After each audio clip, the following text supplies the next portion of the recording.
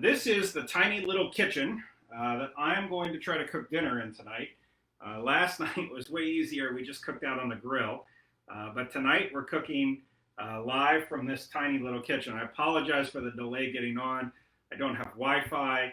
I'm using my phone as a hotspot, and then my computer, which I'm going to show you in a second, is sitting on top of two stools and a cooler to make it tall enough to work.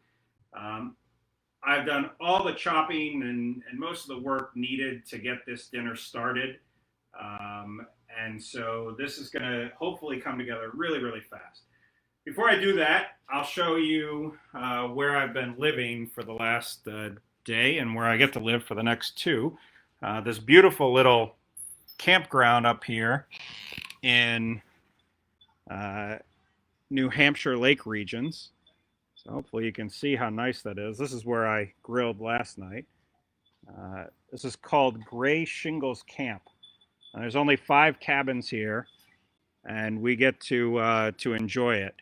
This is the wobbly camera stand for the day. So we're going to put the computer back on top of the two stools in the cooler. I'll try to get it a little more even if I can. Make sure we've got a good view there. And we're going to get cooking. So tonight what we're going to make is everything that I can make in this electric skillet. I have no clue. I feel like I'm on one of those TV competitions where they say, you know, you have 30 minutes and you don't get to use any utensils or something. No, this is, I have to make everything I'm going to make tonight in this electric skillet. So I thought about what is a one-pot meal that I can make that I always love. And so I'm going to make this very traditional dish that I have made for a few years now. And it's really great in the summer because if you see in the summer, there's just overloads of kale and other leafy greens, and you start to run out of new ways to use them. So this is a great recipe for using up kale. I don't really care for kale salad. I do like it cooked in something. I'm actually going to use Swiss chard tonight, but the recipe comes from trying to use up kale. We're going to use a sausage that I grilled last night, some chicken, and a bunch of vegetables. And we're going to put it all together with some white beans, and it's going to be delicious. So I hope you're going to sit back and enjoy. We're going to start, and big surprise, I brought my own salt, olive oil, and pepper to the cabin because I couldn't go without, and of course my own wine. So we're going to start by, I should show you the mini fridge. So I'm doing everything out of this little mini fridge that doesn't open very well half the time, doesn't have a light in it, and this is where we're going to get all of our ingredients today. Again, fortunately, I've chopped most of them already. Let's see if I got that back in a good spot. I did. So we're going to start by, I'm going to turn this on because I have no idea how long it takes to heat up. Good news is the light went on, which means it must be working. We're going to start by cooking some chicken thighs. These are 2 chicken thighs, which I've already chopped up. Normally my recipe calls for 3 chicken thighs, but these were on the big side, so I just stuck with 2, and that actually left me 2 left over that I can grill tomorrow night outside. I have no idea how long it takes for this to get hot. If you've got some bacon grease, it's a fantastic idea to cook these in bacon grease. I don't, so I'm just going to do them in some olive oil. This is one of the spots. I know I've been singing the praises of canola oil for a little while, but this is one of the spots where I believe in olive oil. I'm going to grab a plate here just so we can season this chicken up with some salt and pepper. That actually, I can already feel the heat coming off that, so that heated up pretty quick. That's the good news. So salt that I brought from home, because I'm picky about salt.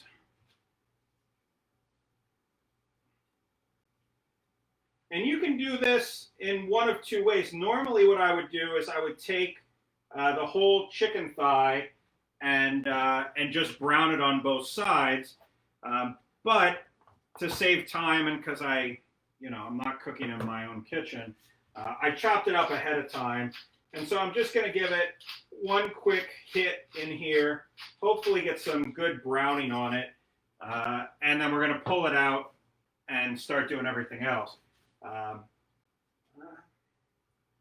Feels pretty hot, so I'm going to add this to the, yep, and it's got a good sizzle. So here we go. We're just going to fry up this cut up chicken thigh in some olive oil, a heavy dose of salt and pepper, just long enough to start to get it brown. If I was making this at home, I wouldn't use a non-stick because I'd like to get that browning and that fondant going. But because this is the only cooking I have available to me, that's what it is. And it's got a good sizzle going, so I'm happy with the heat at least. Sorry, I'm going to be ducking out of scene here for a little bit. We're going to add, this is about a half of a large, good large white onion. If you're using something smaller, you can use the whole onion, but I thought this was more than enough. This is 2 medium carrots diced very fine. This is 1 celery rib diced very fine. Again, this is not my normal way of prepping my vegetables, but it's what I got. And this is my garlic that I brought from home. I went shopping before I left. And this is good. We're getting some browning. I'm going to open this window. So if you hear my neighbors, don't worry about it. I know they do have a smoke detector in here, and I don't want to, we've already set off smoke detectors on this show. I don't want to set them off again. So I've got a little bit of browning on there, not as much as I would have if I was at home, but it's good enough. We're going to take it out of the pan. I don't have my apron on today. This oil is burning me and splashing me all over the place. So just to say another word or two about where we're coming to you from today, this is a little place near Lake Winnipesaukee, which is part of the Lakes region of New Hampshire. It's a town called Wolfeboro, and Wolfeboro prides itself as being America's oldest vacation destination. I don't know if that's actually true. I didn't look, but it's what they put on their bumper stickers. This chicken's all set until we need to put it back in for the final cook. So I'm just going to set it over here, and I'm going to add some onion. And of course, whenever I add onion, at the same time I add salt. Go back to my salt from home, and I'm keeping an eye on the oil content. I don't want this pan to run dry, and this is looking a little dry for me right now. So I'm going to put just a little bit more olive oil in. This little squirt bottle is great. It lets you put exactly how much you want in. It doesn't come out all that fast. We're just going to cook this onion down till it starts to get soft. We're not really looking for too much browning. We're just looking for it to soften. If I stir constantly, that'll be 3 to 4 minutes on high. If I turn it down, it'll take a little longer. So anyway, so Wolfeboro is right on Lake Winnipesaukee. We went into downtown today and looked around the town. It's absolutely charming. I had a great ham, egg, and cheese breakfast sandwich at a place called Seven Suns, S-U-N, not S-O-N, Seven Suns. It does a lot of crepes and coffees, and I don't drink coffee. So I just had a ham, egg, and cheese on an English muffin, which was delicious, and then walked around town a little bit. And it's really a very, very cute town. The place we're staying is called Grey Shingles, and they've got 5 cabins. So I don't know, 5 times maybe 3 on average, maybe 15 people up here, and a little bit of a walk to get to the lake. And it's not actually on Lake Winnipesaukee. It's on a smaller lake called Rust Lake. sounds absolutely charming, but it actually is. It's a beautiful little lake down there. Oh, these are already starting to brown up a little bit, which really isn't my goal. I just want to soften them. So first casualty of a pan I have no idea what I'm doing with. But those are actually probably good enough. And so I'm going to add the carrots, the celery,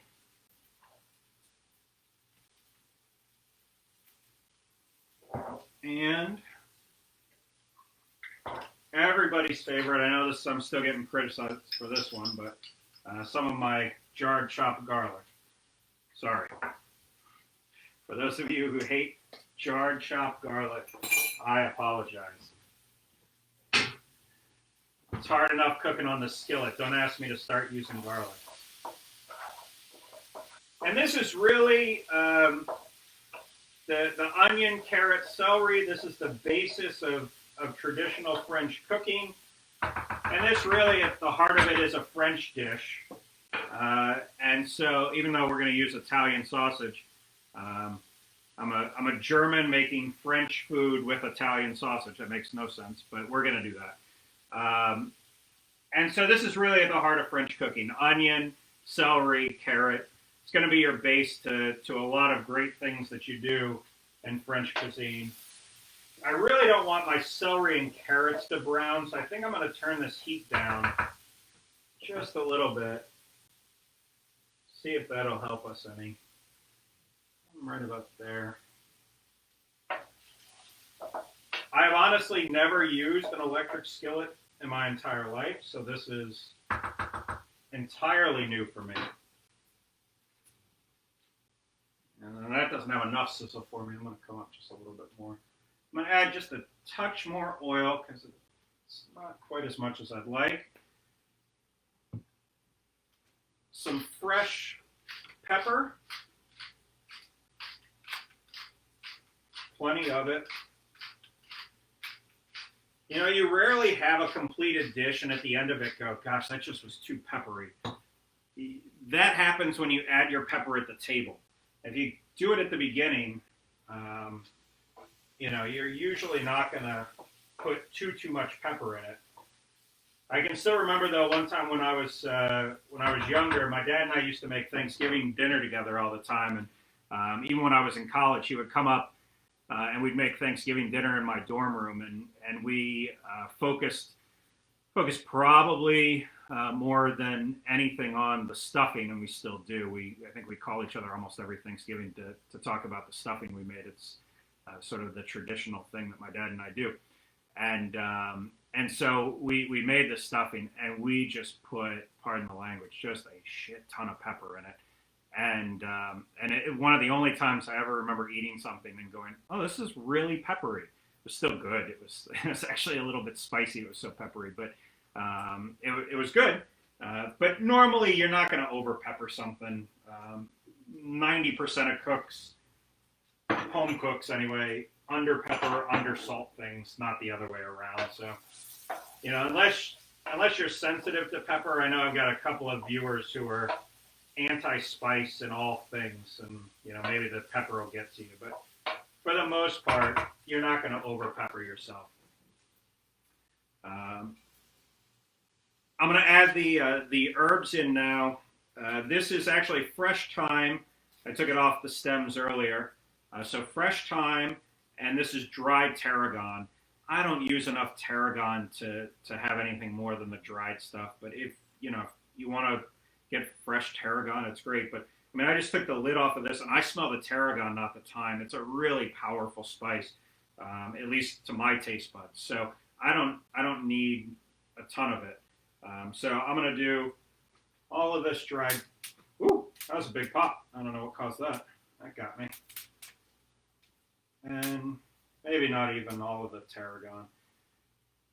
This is probably a good tablespoon of fresh thyme, maybe a half a tablespoon of dried tarragon.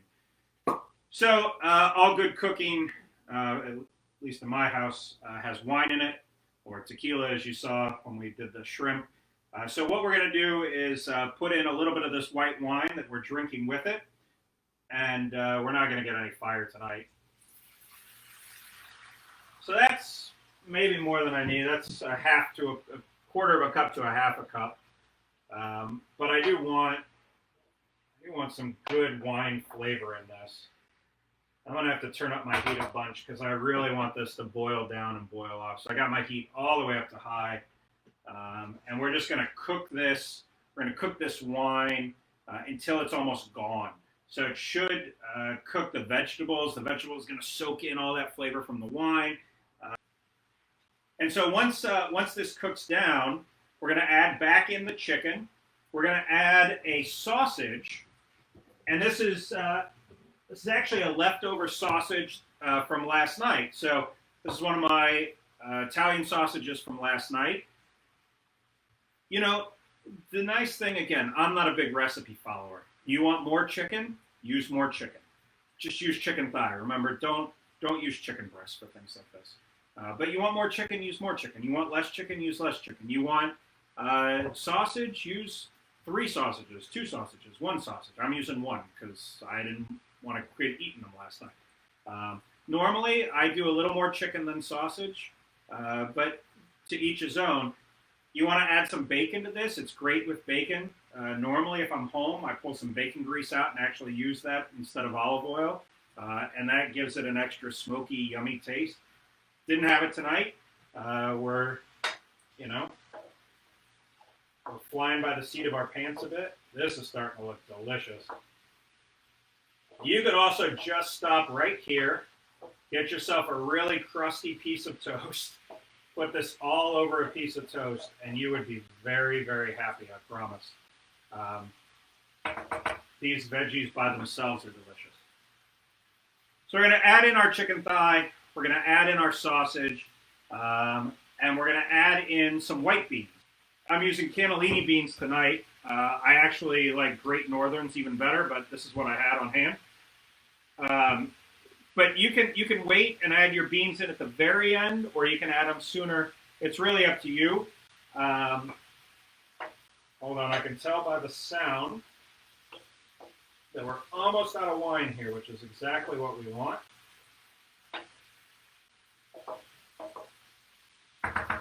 The wine is almost completely evaporated.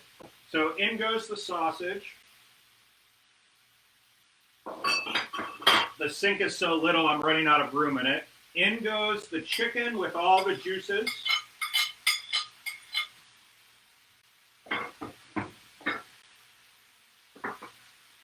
We'll give that all a stir.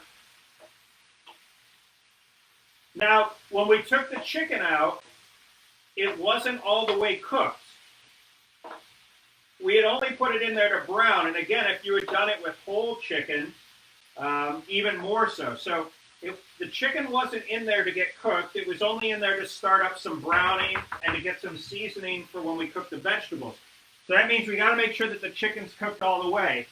To make sure we do that, we're going to use about half a cup to a cup of chicken stock. This is just canned chicken stock.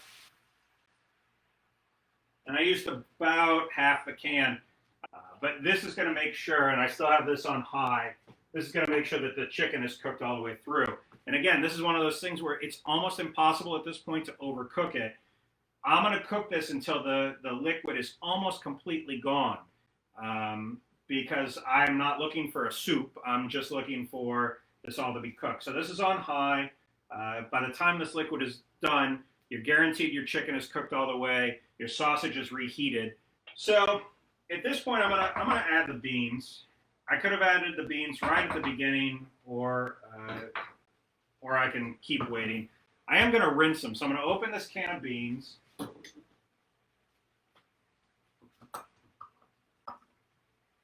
I can open it. The can opener was here. I didn't bring the can. Oh, it's not hitting. There we go. Can opener was here. Didn't bring the can opener.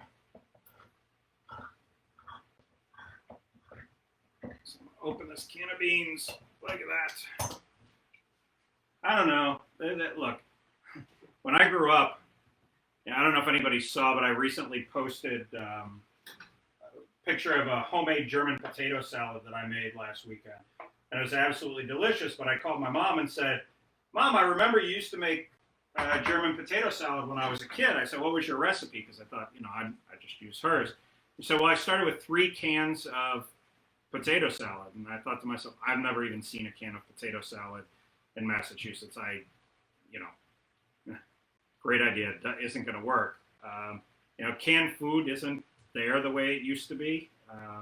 But I don't have any issue with canned beans.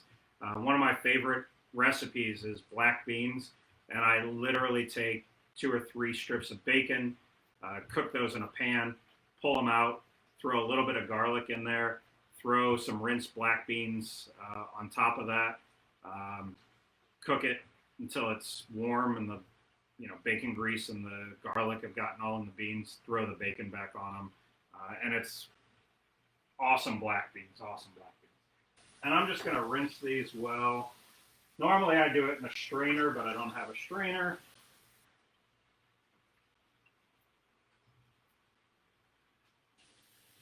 And I should do it there in my beans. So we are just about done. And before we lose all the liquid, because again, we want this liquid to pretty much go out, we're going to finish this off. As I said at the beginning, this dish was originally created with kale in mind.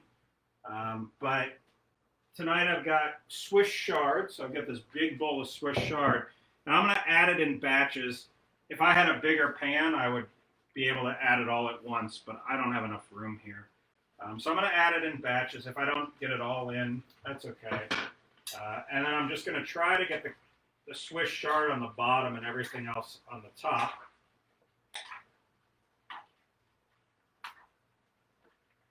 Because that's going to get the Swiss chard cooked down. Thank you to people who are here. It means a lot to me that you spend a half hour, 45 minutes hanging out with me while I piddle around and basically tonight talk to myself in the kitchen, which is what I normally do when I cook, but there aren't always people there to pretend I'm talking to somebody else. So that's all the chard. We got it all in there. I wasn't sure if we would, but we did. And so now this dish is pretty much done. We want the chard to be soft, and that's going to take 5 to 10 minutes. Our chard is definitely cooked at this point. So this is still a little wetter than I'd like, but otherwise it's a done dish. So I'm going to bring you in for a close-up. And then I think I'm going to call it. So here we go. Here is our final product. So we need to wait until the liquid is a little bit more cooked down. So I think we're about 5 minutes away from being completely done. But I don't think that standing here for 5 minutes watching a pot boil is what everybody wants to do. So we're gonna wrap up from there. So thanks for joining us for this third official edition of live cooking. I am always grateful for everybody to be here for as much of it as they can. I know some people pop in and out. Some people watch this later after it's been produced. It will get, as the other ones have, it will get edited and put up on my YouTube channel. I'm very grateful. If you have a Gmail account, please subscribe and like on my YouTube channel when it comes. But as always, thank you for being with me. Coming to you live from Wolfeboro, New Hampshire. I love you all, and I will see you soon. Have a good night. I'm going to go eat.